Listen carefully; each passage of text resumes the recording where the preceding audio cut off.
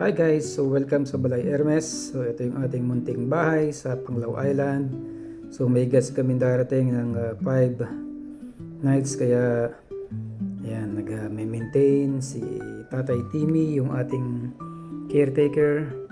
So binabarnishan niya yung ating railings after niya lagyan uli ng solignum para hindi siya anayin. So yan si Tim, ang ating caretaker.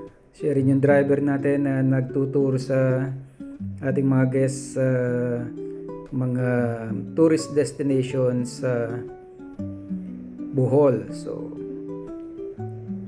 registered yan na driver. So yung sa baba may duyan dyan. Minsan kami nagpapahinga pag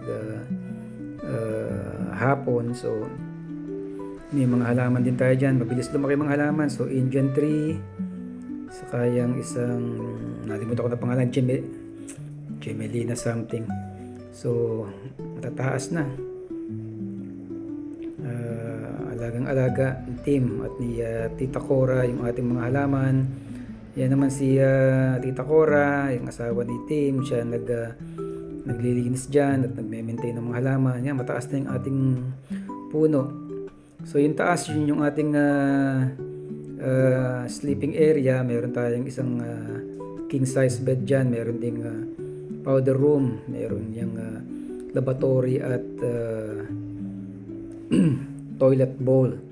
So pinapagpagan ng agyo. Ingat Tim, at medyo mataas yan. Anyways, babagsakan naman niya kahoy pero mataas pa rin. So sipag-sipag.